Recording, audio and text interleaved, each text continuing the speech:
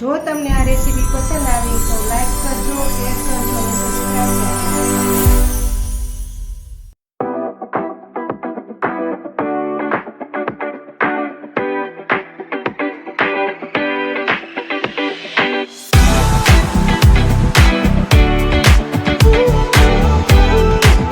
બધાને મારા જય શ્રી કૃષ્ણ. હું શગુણાબેન સિયારા સુરતથી આપ સૌનું મારા કિચનમાં સ્વાગત છે. આજે આપણે બનાવીશું બટેકાની છાલવાળું શાક. એકદમ લગ્ન પ્રસંગમાં બને તેવું શાક બનાવવાનું છે આજે. તો ચાલો ફટાફટ બનાવવાની શરૂઆત કરીએ. બટેકાની છાલવાળું શાક બનાવવાનું છે તો તેના માટે મેં અહીં 3 બટેકા લીધેલા છે. ધોઈને સાફ કરીને રાખેલા છે.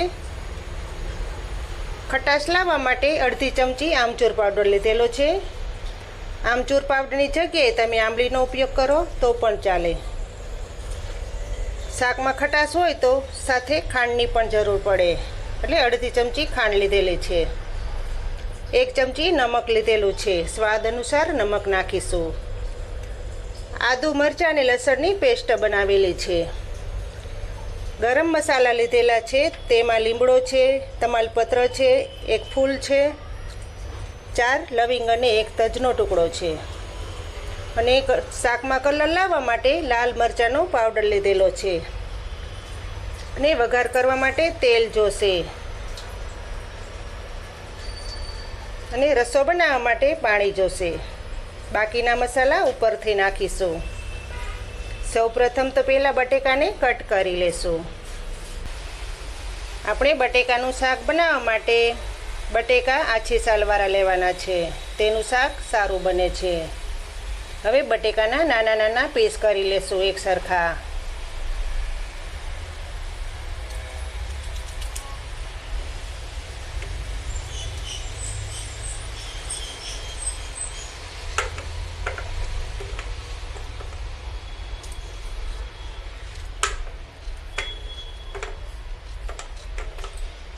આ રીતના બધા એક સરખા ટુકડા કરી લેવાના.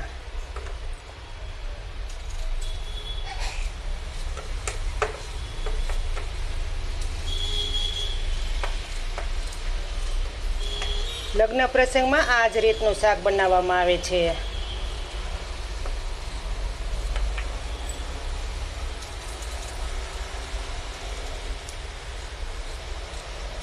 બધા બટેકાના આ રીતના ટુકડા કરી લેશું.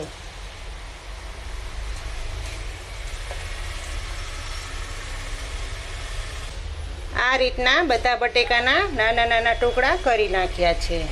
તો હવે શાક વઘારવાની તૈયારી કરીએ. ગેસ ચાલુ કરીશું. કઢાઈ ગરમ થઈ જાય પછી તેલ નાખીશું.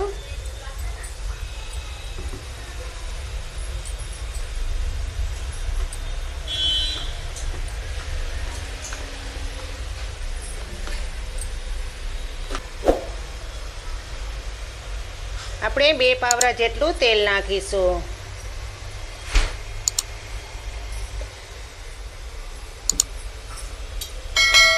તેલ ગરમ થવા દેશું. તેલ ગરમ થઈ જાય પછી રાઈ નાખીશું.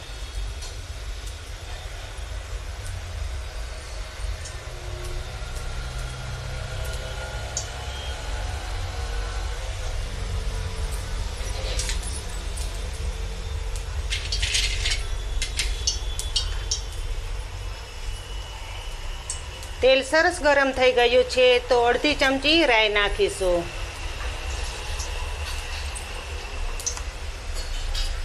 રાઈને સરસ તતડવા દેશું.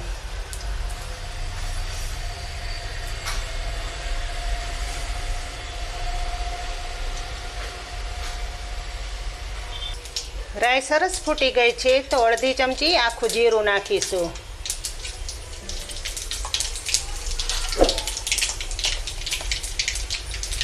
એક ચમચીની ચોથા ભાગની હિંગ નાખીશું.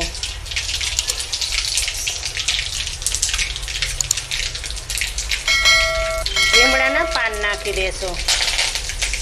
ગેસ ધીમો રાખીશું. જે લસણ મરચાં અને આદુની પેસ્ટ કરેલી છે તે નાખી દેશું.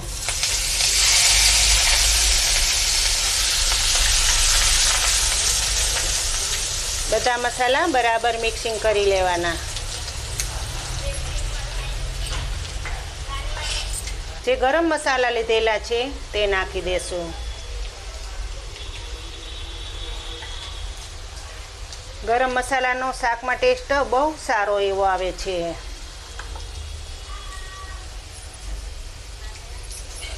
એક ચમચીની ચોથા ભાગની હળદર નાખીશું.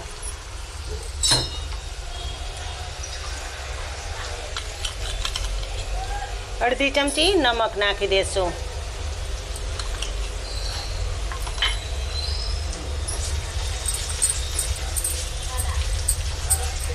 લગ્ન પ્રસંગ હોય તો આ જ શાક બનાવવામાં આવે છે, આ જ રીતનું. એક ચમચી લાલ મરચાંનો પાવડર નાખી દેશું, જેથી કરીને શાકનો કલર સારો એવો આવે છે.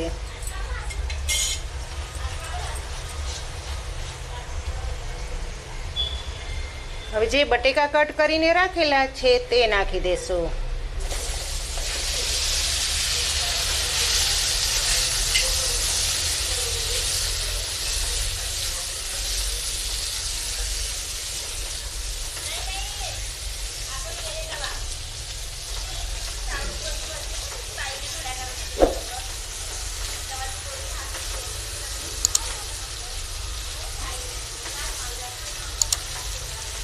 બધા બટેકાના ટુકડા મસાલા સાથે મિક્સિંગ થઈ ગયા છે.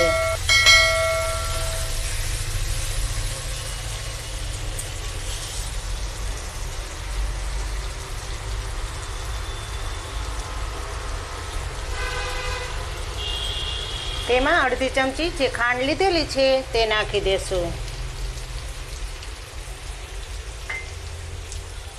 અડધી ચમચી આમચૂર પાવડર નાખી દેશું.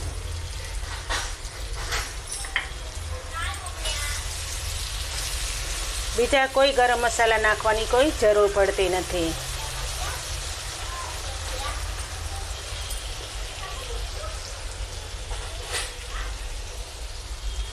આપણે અહીં વઘાર કરી લેશું. તેના માટે 1 ગ્લાસ પાણી નાખીશું.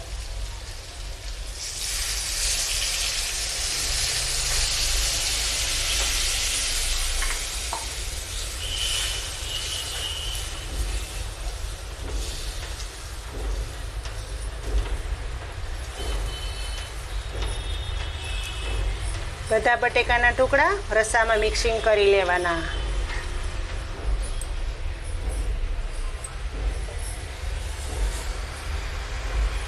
તમે જોઈ શકો છો ને, શાકનો કલર કેટલો સારો આવ્યો છે. જોતા જ ખાવાનું મન થઈ જાય.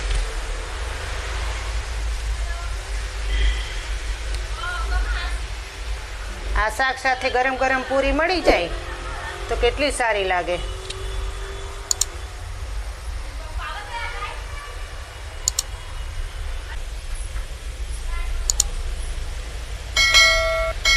ઉપરથી થાળી ઢાંકી દેશું, જેથી કરીને શાક સરસ પાકી જાય. 10 મિનિટ માટે પાકવા દેશું. ઉપરથી પાણી થાળીમાં નાખી દેશું, જેથી કરીને વરાળથી શાક સ્વાદિષ્ટ બને.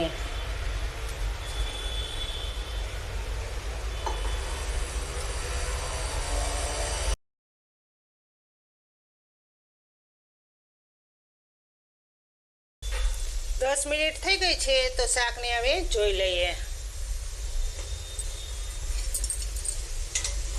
દગી ન જાય તેનું ખાસ ધ્યાન રાખવાનું.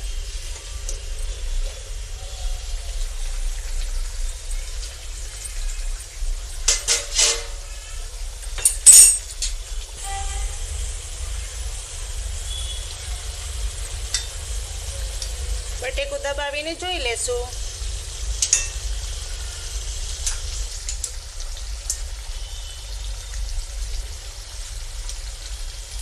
એક ગ્લાસ પાકી ગયું છે શાક.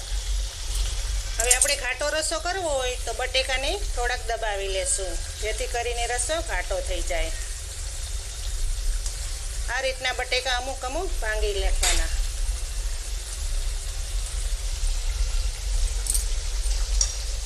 એક ગ્લાસ ઘાટો રસો તૈયાર થઈ જાય છે. શાક એક ગ્લાસ તૈયાર થઈ ગયું છે તો હવે ઉપરથી લીલા ધાણા નાખી દેશું. ઉપરથી લીલા ધાણા નાખી દેશું.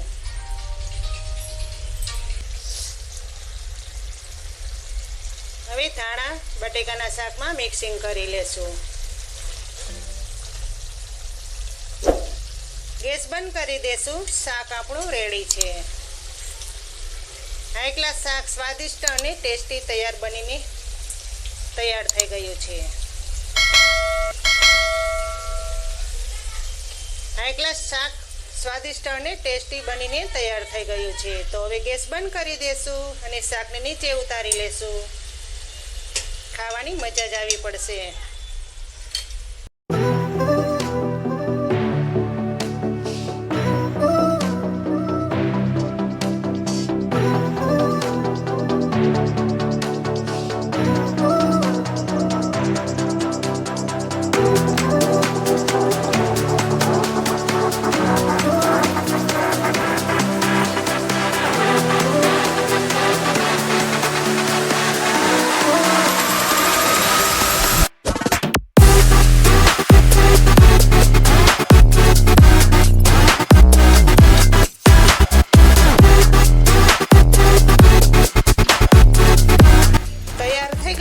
બટેકાના છાલવાળું શાક બિલકુલ લગ્ન પ્રસંગમાં બને તેવું.